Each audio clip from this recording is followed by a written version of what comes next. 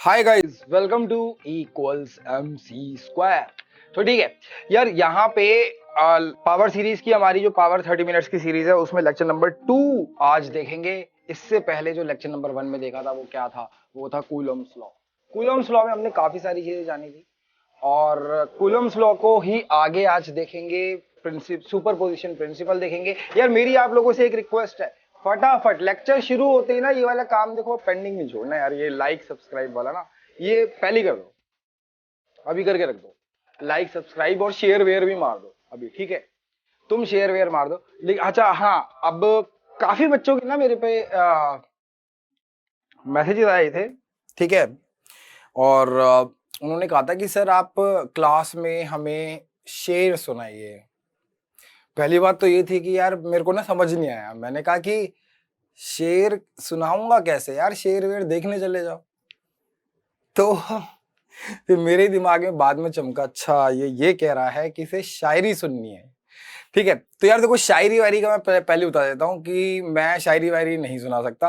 Class की शुरुआत में जो तुमने म्यूजिक सुना है उसका डिस्क्रिप्शन में लिंक मिल जाएगा तुम लोगों को, वहां जाके वो म्यूजिक सुन सकते हो। क्लास के एंड में भी एक म्यूजिक होगा वो भी। और मतलब आप लोग हाँ ये आप एक्सपेक्ट कर सकते हो कि सर ड्रम्स बजा के दिखा दो।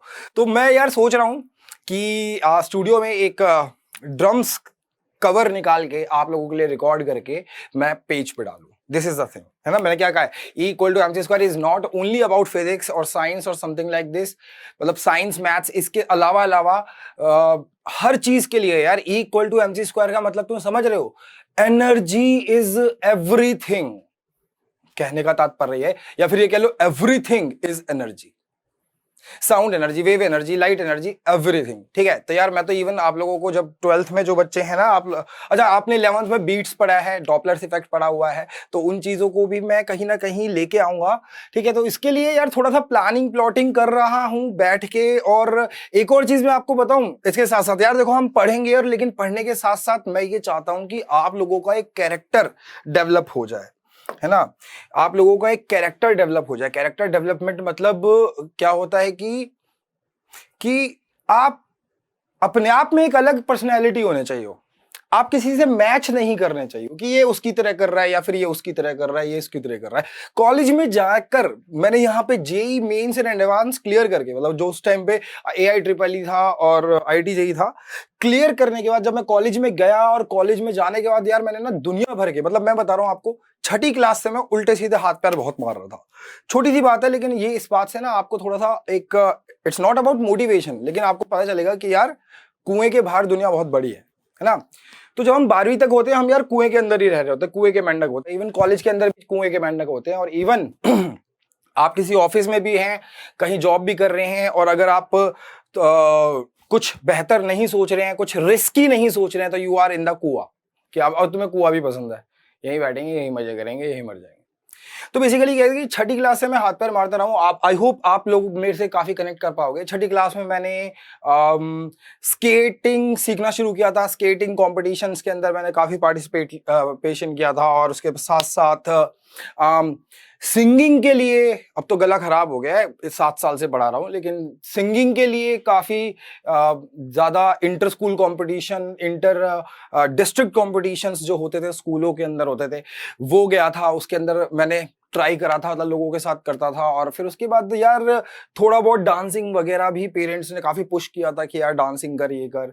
फिर टाइकांडो मैंने सीखा था, पूरी प्रॉपर ट्रेनिंग ली थी और ज्यादा नहीं किया, लेकिन बीच में छोड़ दिया। तो मैंने आपको एक कर्मा वाली वीडियो निकाली थी, उसके अंदर कहा था कि यार कहीं ना कहीं कर्मा का जो लोन होता है वो ये होता है कि आप चीजें शुरू करके छोड़ देते हो अगर, और उसे खत्म नहीं करते हो, तो दैट विल एक्चुअली हार्म। तो कहीं ना कहीं वो मुझे हार्म करता था, वो मुझे एकदम एक ऐसी एंक्शियस स्टेट में रखता था कि यार ये भी छूटा हुआ है, ये भी छूटा हुआ है, ये भी छूटा हुआ है। तो पहली चीज, हमें सारी चीजें कंप्लीट करनी चाहिए। और उसके बाद यार टाइकांडो सीखने के बाद फिर मैं 8th क्लास में जब मैं आया तो मैं हैंडबॉल खेलने लग गया, हैंडबॉल अपने स्कूल में। और स्कूल की team, inter school team, inter district team और मैचेस जो होते थे उसके अंदर जाता था। ठीक है, handball is one of the fastest game after basketball. मतलब काइंड ऑफ बास्केटबॉल जैसा होता है वो, लेकिन उसके अंदर सारे रूल्स भी बास्केटबॉल जैसे होते हैं, बस जो गोल्स होते हैं जो फील्ड होती है, फील्ड का साइज जो होता है वो, और जो गोल्स होते हैं वो बिल्कुल फुटबॉल वाले गोल्स होते हैं, हॉकी वाले गोल्स होते हैं, है ना। तो और बास्केटबॉल में उछल के मारना होता है, लेकिन दोनों ही ऑलमोस्ट ऑलमोस्ट सेम है, फुटबॉल और हैंडबॉल, ठीक है। उसमें फील्ड साइज बड़ा होता है, फुटबॉल जितना होता है, और बास्केटबॉल में थोड़ा छोटा होता है, और वहां पे फील्ड होती है, यहाँ पे कोर्ट होता है। उसके अलावा रूल्स भी वैसे ही होते हैं। तो फिर उसके बाद वो भी थोड़ा बहुत ही किया, ज्यादा 8th क्लास के बाद, ज्यादा 9th क्लास के बाद कंटिन्यू नहीं किया। 10वीं में आके मैं एकदम वही पढ़ाई पढ़ाई पढ़ाई, 11वीं 12वीं पढ़ाई। कॉलेज में आने के बाद मतलब 10वीं 11वीं 12वीं सिर्फ पढ़ाई, ठीक है। बोर्ड्स आते, स्कॉलरशिप के पीछे भाग रहा हूँ, एनएसओ दे रहा हूँ, एनटीएससी दे रहा हूँ, कहीं पे एनटीएससी लेवल 1 क्लियर भी हो रहा है, एनएसओ के अंदर सिल्वर मेडल मिल भी रहा है, ठीक है, इट्स फाइन। और फिर उसके बाद जब मैं कॉलेज जा रहा हूँ तो कॉलेज के अंदर एंटर करते ही स्किट करना, नुक्कड़ नाटक करना, एक्टिंग के अंदर हाथ पैर मारना, फिर उसके बाद म्यूजिक में हाथ पैर मारना, और इवन साइंटिफिक प्रोजेक्ट्स के अंदर हाथ पैर मारना अपने हाथों से। एक ऐसे ही होती है सोसाइटी ऑफ ऑटोमोबाइल इंजीनियरिंग, तो अपने हाथों से गाड़ी को पूरा का पूरा खोलना, और उसको एक एक पार्ट को खोल के फिर वापस से लगाना, और हर एक पार्ट का मतलब समझना, ये सारी चीजें करके देखिए। मतलब यार देखो, मैं तुम्हें बता रहा हूं कि अलग अलग चीजें करके देखी हैं। ड्रम्स प्ले करना, और ड्रम्स तो फिर वो मेरे एक हिस्से में ही जुड़ गया, और म्यूजिक मेरे एक हिस्से में जुड़ गया। बट द पॉइंट इज, ये सारी बकवास का एक ही पॉइंट था कि यार अपने हाथ पैर जब तुम फैलाओगे ना, तब तुम्हें पता चलेगा कि तुम्हें पसंद क्या है, ठीक है। और finally I got to know कि यार मुझे टीचिंग पसंद है, मुझे ड्रम्स प्ले करना पसंद है, मुझे म्यूजिक में इतना इंटरेस्ट है, मुझे एक्टिंग में इतना इंटरेस्ट है, दीज काइंड ऑफ थिंग्स, ठीक है। समझ रहे हो ना मेरी बात क्या कहना चाह रहा हूं। तो आप अपना कैरेक्टर डेवलप, तो equal to MC square is not only about study. मैं ये चाहता हूं कि यार ये चैनल इस नाम से फेमस हो कि सिर्फ पढ़ाया नहीं जाता भैया, यहाँ पे सारी चीजें बताई जाती हैं जिससे हमारा एक पर्सनालिटी डेवलप होती है। पर्सनालिटी डेवलप का मतलब कोट पैंट पहन के टाई वाई लगा के वो वाली बात नहीं कर रहा हूं। पर्सनालिटी डेवलपमेंट का मतलब है तुम अपने आप में एक नए हो। मतलब यार जैसे कि होता है ना, जैसे शाहरुख खान, तो वो शाहरुख खान है, उसका खुद का एक स्टाइल है, लोग उसे कॉपी कर लेते हैं, लेकिन वो खुद अपने आप में अलग है। जैसे सलमान खान है, वो अपने आप में अलग हैं। जैसे कि और भी जो इंटरनेशनल एक्टर्स हो गए, मैथ्यू मैकनी हो गया, या और भी नाम याद नहीं आ रहा अभी मेरे को, तो ये सारे लोग अपने आप में एक कैरेक्टर हैं। तो you have to find yourself कि अपने आप में तुम्हारी खुद की क्या पहचान है। आप किसी की एक्टिंग नहीं कर सकते, आप किसी को कॉपी करोगे तो पता चल जाएगा, फंस जाओगे, थक जाओगे और कुछ टाइम बाद छोड़ दोगे। लेकिन अगर आप रियल ओरिजिनल सेल्फ होगे तो इक्वल टू MC स्क्वायर आपकी वो चीजें मैं बनाना चाहता हूं, और इसमें आप हेल्प करेंगे। कैसे? लाइक शेयर सब्सक्राइब, ठीक है। चलिए, तो यार काफी बकवास कर ली मैंने यहाँ पे, और यहाँ पे अब शुरू करते हैं पावर 30 मिनट्स के अंदर कूलम्स फोर्स। तो कूलम्स फोर्स का एक मैं रिकैप देख लूं, और हमने क्या क्या करना है, किया है, वो देख लेते हैं। तो यार अभी तक हमने क्या क्या किया है, बट विल मतलब हमें कूलम्स फोर्स के ही सुपरपोजिशन प्रिंसिपल पढ़ना है, ठीक है। तो कूलम्स फोर्स के कुछ क्वेश्चन कराऊंगा मैं, सिंपल होंगे अभी तो, ठीक है। कुछ प्रॉब्लम्स होने वाली है आज, यहाँ पे हम डिस्कस करेंगे, और उसके अंदर कहीं ना कहीं वेक्टर की अप्रोच है। और साथ के साथ कूलम्स फोर्स के साथ साथ वी विल टॉक अबाउट, मतलब बेसिकली सुपरपोजिशन प्रिंसिपल क्या होता है, ठीक है। ये आपने ग्रेविटेशन में भी पढ़ा हुआ है, अगर आपको याद हो तो यार लिख देना नीचे, हाँ मुझे याद है, सुपरपोजिशन प्रिंसिपल, ठीक है। यो, तो ये दोनों चीजें हमें अच्छे से देखनी है। कुछ सवाल रहने वाले हैं, वो देखने हैं आपको, जो खुद से करना था। बच्चे पूछ रहे थे कि सर क्या ये एनसीईआरटी आप सारी करा रहे हो? अरे बेटा मेरी बात सुनो, दिमाग से निकाल दो, तुम्हारे 12th के अंदर जो सिलेबस है ना, उसको हाथ में लेके बैठा करो, उसको हाथ में ले। अच्छा, कूलम्स फोर्स हो गया, ये हो गया। एनसीईआरटी को तुम लाइन बाय लाइन मैच करोगे ना, तो भैया मेरी क्लास में मत आना, मैं तुम्हारा हाथ जोड़ता हूं। कहीं और किसी क्लास में चले जाओ, कोई रट्टू तोता टीचर तुम्हें रत्तू टोटो की तरह पढ़ा देगा, और तुम उसी से पढ़ो। मेरी क्लास में वो पढ़ेगा जिसको अपना दिमाग खोलना है। मैं यहां पे ना तो शायरी गाने वाला हूं, ना यहां पे मैं, जब तक मेरा मन नहीं करेगा तब तक मैं डांस भी नहीं करके दिखाने वाला, ठीक है। लेकिन if you want to really study about physics में मैं हायर लेवल फिजिक्स की बात नहीं कर रहा हूं, मैं बात कर रहा हूं जो आपकी 12वीं में आती है। एक्सपेक्ट मत करना मुझसे कि मैं तुम्हारे लिए शायरी गाऊंगा, या किसी की शायरी चुरा के तुम्हारे लिए मैं बना के दिखा दूंगा। समथिंग्स मैं लिखता हूं, आई राइट, ठीक है, मैं चीजें लिखता हूं, बट वो मेरी चीज है, ठीक है, कभी दिखाऊंगा, लेकिन इट्स नॉट अबाउट शायरी और समथिंग, ठीक है। तो यार एक बात कान खोल के सुन लो, यहाँ पे एनसीईआरटी की लाइन बाय लाइन अगर तुम्हें पढ़नी है, एनसीईआरटी की लाइन बाय लाइन हम यहाँ समझ रहे हैं, आप उस चीज की फीलिंग लीजिए। अगर आपको पढ़नी है, क्योंकि मेरे को जिन बच्चों ने शायरी का बोला, मैं उन लोगों के लिए जवाब दे रहा हूं, दिस इज नॉट डन। मेरे को यार इस चीज पे गुस्सा मत दिलाओ कि मैं यहाँ पे शायरी गा दूं तुम्हारे लिए। क्यों गा दूं? शायरी के लिए तुमने यूट्यूब खोली है तो शायरी के पेज पे जाओ ना, यहां क्यों आ रहे हो? यहां आने की क्या जरूरत है? समझ रहे हो? तो यार ये बात समझ लो, मेरे को कोई शायरी वायरी की नहीं बात मत बोलना, ये उनको करने दो जो करते हैं, जो जिनका शौक है, जिनकी अपनी खुद की आर्ट है, वो लिखते हैं अपने लिए नया, दैट इज टोटली फाइन, ठीक है। लेकिन यहां मैं नहीं करता ऐसा, और उनकी क्लास में जाइए। यहां पे हम फिजिक्स पढ़ रहे हैं ना, जो वो आपकी बोर्ड से रिलेटेड है और बाकी सारे कॉम्पिटिशन से भी रिलेटेड है। अब चलिए, कूलम्स फोर्स की कुछ प्रॉब्लम्स है, सुपरपोजिशन प्रिंसिपल देखेंगे। तो पहले बात कर लेते हैं फिर से कि कूलम्स फोर्स था क्या। तो यार यहाँ पे अगर मैं देखूं तो हमने बात की थी कि चाहे एक चार्ज हो पॉजिटिव, दूसरा चार्ज है नेगेटिव, ठीक है। So this is F, this is F, इनके बीच की जो दूरी है वो थी आर। तो मैंने जो फोर्स कहा वो था K Q1 Q2 by R square. Simple. K क्या था?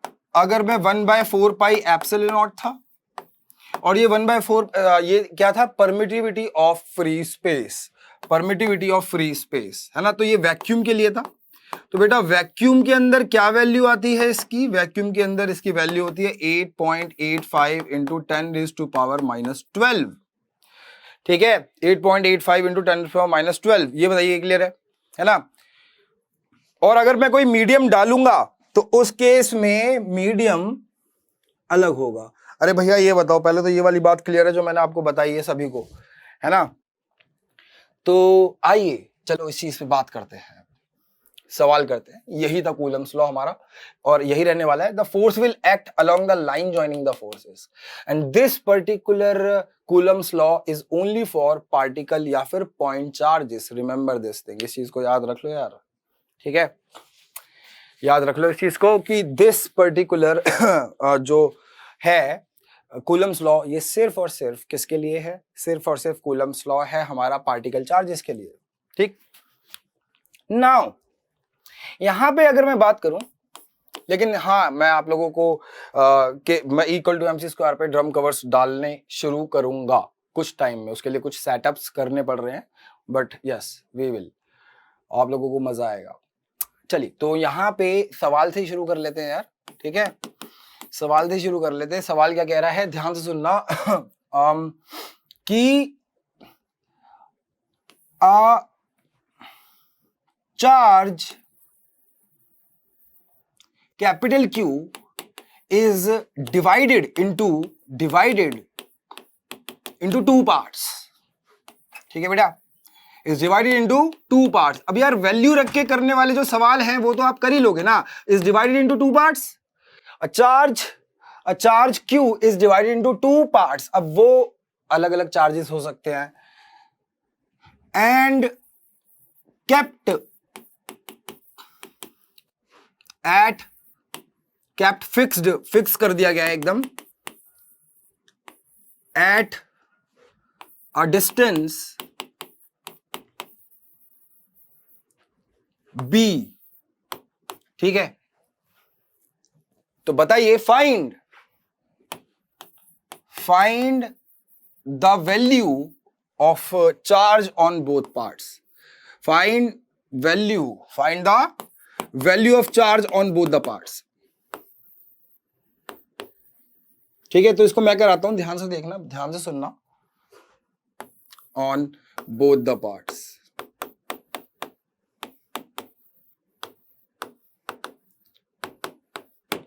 ठीक है।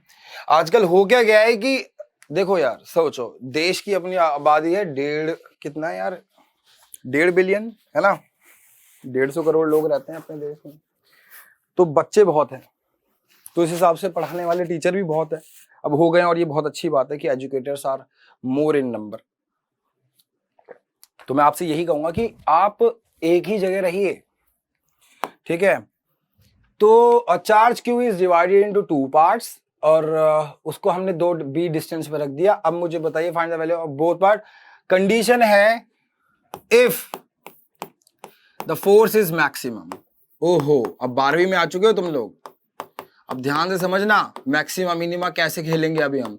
और ये सवाल जो मैं आपसे पूछ रहा हूं ये बहुत ही फेवरेट सवाल है, चाहे वो बोर्ड्स हो, चाहे वो कंपटीशन हो, कोई भी कंपटीशन हो, हर जगह it is one of the most favourite question for everyone. और ये तो 2 चार्जेस के बीच की बात बता रहा हूं, 3 भी हो सकते हैं, 4 भी हो सकते हैं। उसके लिए सुपरपोजिशन प्रिंसिपल पढ़ेंगे, then we will move forward. तो चलिए यार इसको शुरू करते हैं। यार यहां देखना ध्यान से बच्चे, मेरे ख्याल से यही एक सवाल इंपॉर्टेंट सा है, फिर सुपरपोजिशन पढ़ के we will end this class. देखो वही है, 30 मिनट्स बहुत ध्यान से सुनो। और मैं कल से नेक्स्ट क्लास से मतलब हमारी जो बातें हैं थोड़ी सी कम होंगी। वो तो यार कुछ बच्चों ने ऐसे लिखा था शायरी वाली बात, इसलिए मेरे को गुस्सा आया था। ठीक है, ऐसे होता नहीं है इतना गुस्सा। यहां देखिए, तो यार हमने क्यू चार्ज जो लिया है, क्यू चार्ज लिया, इसको तोड़ दिया, तोड़ने के बाद इसको कह दिया स्मॉल क्यू, इसको कह दिया स्मॉल क्यू माइनस क्यू, यही कहेंगे ना। तो बेसिकली ये जो स्मॉल क्यू है ये हमें नहीं पता, और ये दोनों रखे हुए हैं पॉइंट चार्जेस हैं, just consider them point charges. Body वाला केस में मैं बताऊंगा। तो ये दोनों आपस में फोर्स लगा रहे हैं, तो यार आर तो फिक्स है, तो वो ये कह रहा है कि ऐसा करिए कि स्मॉल क्यू की, एक तरीके से सवाल यही है कि स्मॉल क्यू की वैल्यू बता दो, स्मॉल क्यू की वैल्यू बता दो, यानी इस पे और इस पे चार्ज बता दो, सो दैट इस तरीके से इन पे फोर्स लग रहा है कि फोर्स जो है वो मैक्सिमम होगा, जो फोर्स है वो मैक्सिमम होगा। एम आई राइट और रॉन्ग, बताइए बताइए बताइए बताइए। ठीक है, चले आगे, चले देखिए।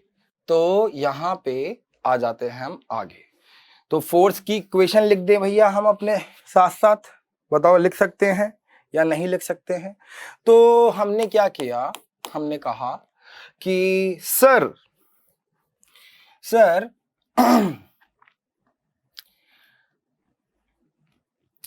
मेरे पास स्मॉल क्यू ये है और ये कैपिटल क्यू है, कैपिटल क्यू माइनस क्यू, इन दोनों के बीच का जो फोर्स है वो मैं लिख लेता हूं और मैक्सिमम मिनिमम आप लगा दो, है ना, बड़ा सिंपल है।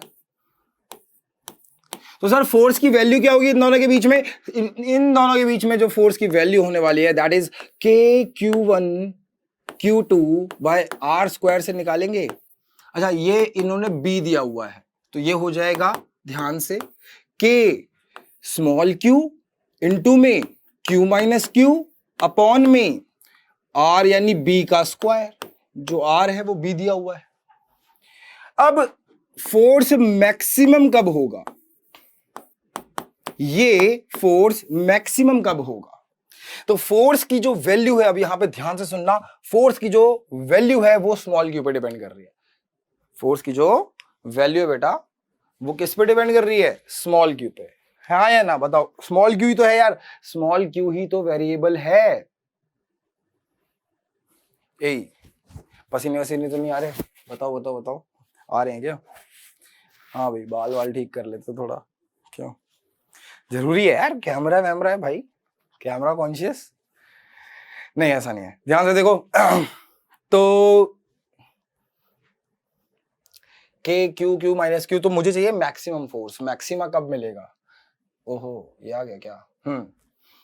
तो फोर्स जो है वो depend is a function of Q है। अब ये कैसे मैं इस तक पहुंचा, अच्छा इसके लिए ना पहले एक और चीज कर लेता हूं, ये इसको ना शिफ्ट कर देते हैं पकड़ के, है ना, इसको उठा के रख देते हैं क्योंकि कंटिन्यूसली चाहिए मुझे, राइट।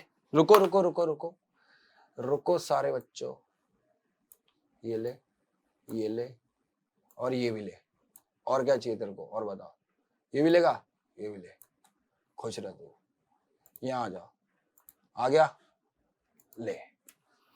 जो फोर्स Q है, जो फोर्स है, it is a function of what guys? Small q, क्योंकि स्मॉल q जो वेरिएबल है उसी का फंक्शन है। तो यार बचपन में 11वीं क्लास में तुमने क्या सीखा था कि जिस पे डिपेंड करता है उसी के रिस्पेक्ट में अगर मैं डिफरेंशिएट करूं तो वहां पे हमारी कंडीशन हो जाती है इक्विलिब्रियम की, और मैक्सिमम फोर्स जब लगेगा तो डबल डिफरेंशिएशन देखने की जरूरत होती है। तो चलिए आइए यहां पे देखते हैं। तो यहां पे क्या होगा यार, क्या होगा देखिए। तो what I am saying here is कि सर आप ना देखो यार, जिस पे डिपेंड करता है ना, यानी जो वेरिएबल है जिस पे ये डिपेंड कर रहा है, दैट शुड बी डिविजिबल, उसके बेसिस पे होना चाहिए। तो हम क्या कहेंगे? हम कहेंगे बाकी सब तो कचरा है, डिफरेंशिएट हमें इसको करना है, इन दोनों को तो इनको मल्टीप्लाई कर लेते हैं ना यार, क्या दिक्कत है ना? किसके रिस्पेक्ट में? स्मॉल क्यू के रिस्पेक्ट। कैसे सोचा? क्योंकि वही वेरिएबल है, बाकी ये कांस्टेंट है, ये कांस्टेंट है, ये कांस्टेंट है। कैसे पता ये कांस्टेंट है? सवाल में खुद लिखा हुआ है, ये लिखा हुआ है ना, ये लिखा हुआ है, और k तो होता ही कांस्टेंट है 9 अगर वैक्यूम की बात की जाए। तो ये हो गया हमारा that should be equals to 0 guys. तो हो गया q dq बाय dq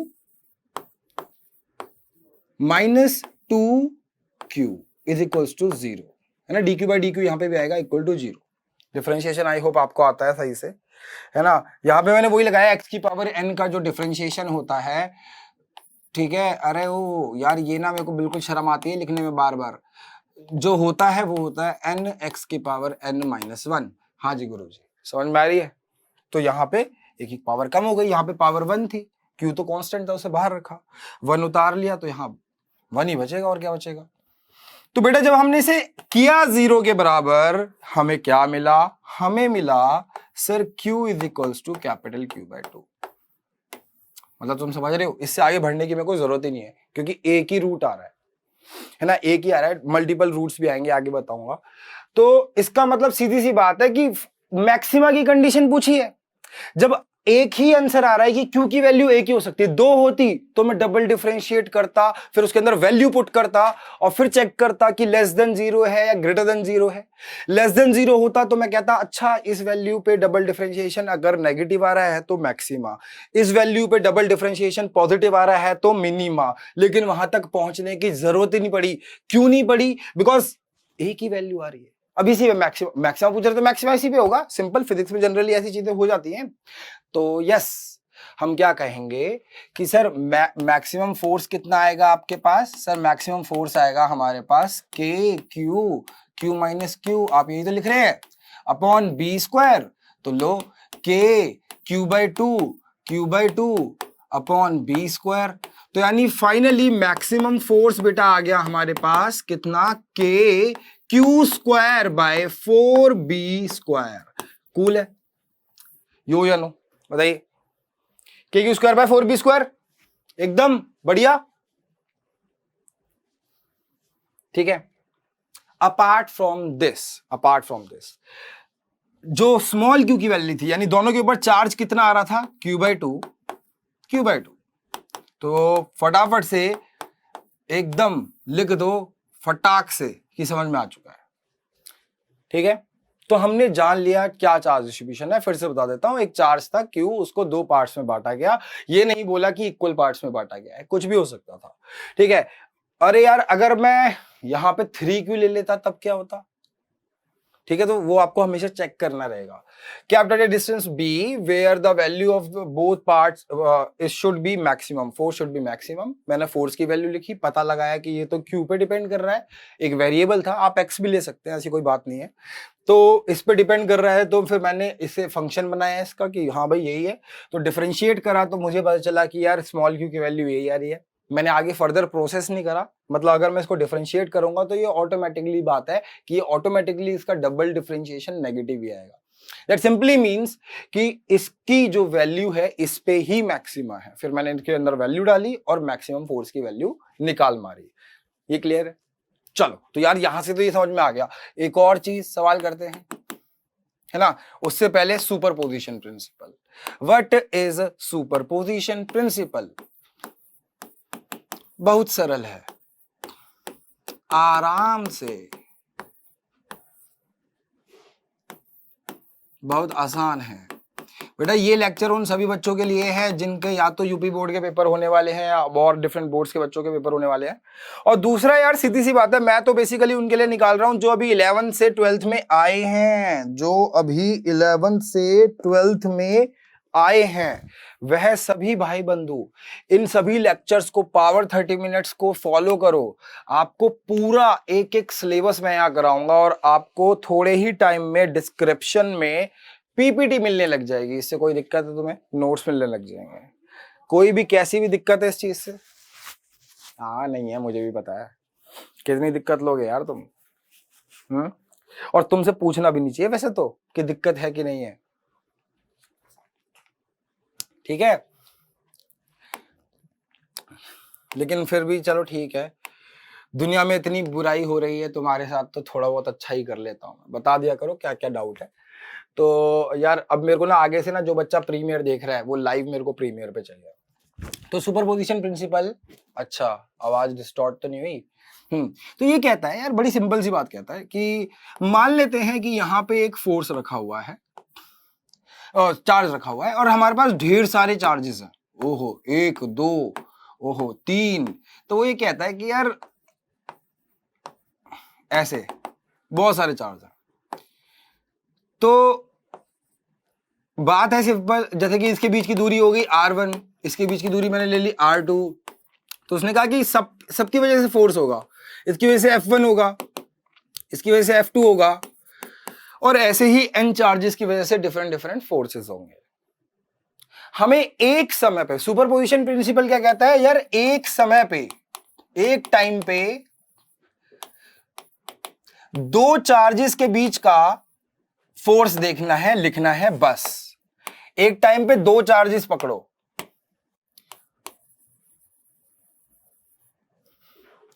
कि जब हम एक टाइम पे दो पकड़ रहे हैं ना, इसका मतलब है बाकी सबका उस वक्त पे हम कुछ नहीं मान रहे।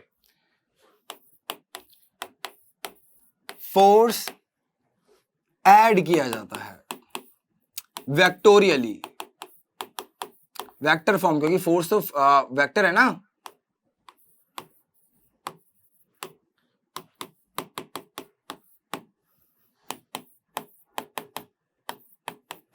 ठीक है भाई साहब, बताओ क्लियर है? तो व्हाट आई विल से कि सर एफ नेट क्या होगा मेरे इस फोर्स पे, सर पहले वाले की वजह से प्लस दूसरे वाले की वजह से प्लस, ये है सुपरपोजिशन प्रिंसिपल, इसमें कोई दिक्कत, प्लस nth वाले की वजह से, कोई भी कैसी भी किसी भी प्रकार की कोई दिक्कत नहीं है, होनी भी नहीं चाहिए। अगर है तो बता दो।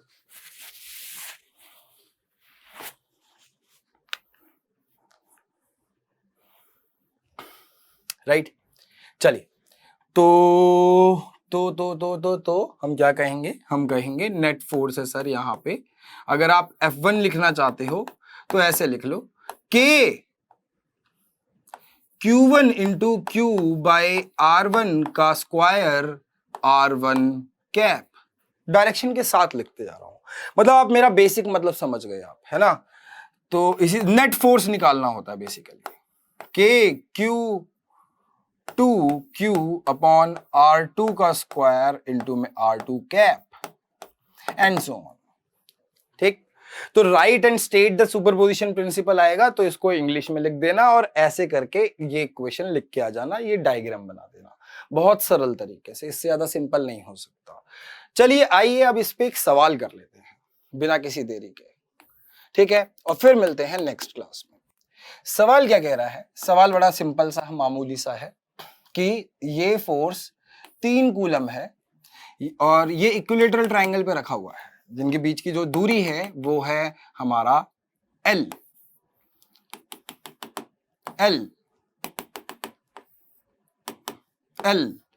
तो यहां पे हमने क्या देखा, हमने क्या बोला कि ये 3 कूलम है, ये हमारा 1 कूलम है, ये 2 कूलम है।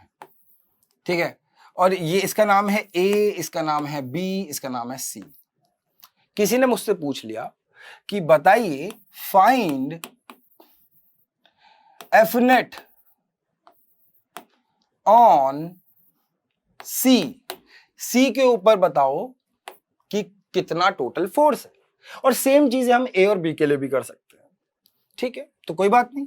तो हम क्या करेंगे, सुपरपोजिशन प्रिंसिपल लगा देंगे, लेकिन उससे पहले बेटा बिना डायग्राम के आप फिजिक्स का कोई भी सवाल नहीं कर पाओगे, ठीक है। मैं आपके लिए ना नेक्स्ट क्लास में एक वो स्टेप्स भी लेके आऊंगा जो मेरे पुराने स्टूडेंट हैं, जो मेरे से पढ़ते रहे हैं, उनको तो पता भी होगा। Yes, this is let's say I am saying this is F1, this is F2, ठीक। तो ये जो 3 कूलम है ना, इस पे F2, इस पे F1, इनके बीच में 60 डिग्री होगा। नेट फोर्स निकाल सकते हो फिर भी। तो नेट फोर्स की वैल्यू निकाल लेंगे यार, बड़ा आसान हो जाएगा कि जो F1 की वैल्यू है बेटा वो क्या होगी। सर F1 की वैल्यू होने वाली है हमारी होने वाली है K3 × 1/L²। F2 की वैल्यू कितनी होने वाली है बेटा, वो आएगा K, वैल्यू की बात कर रहा हूं यानी सिर्फ मैग्नीट्यूड की, K इंटू में 3 कूलम इंटू में 2 कूलम अपॉन L²। तो ये हो गया 6K/L², ठीक है। यहां पे ये हो गया 3K/L²।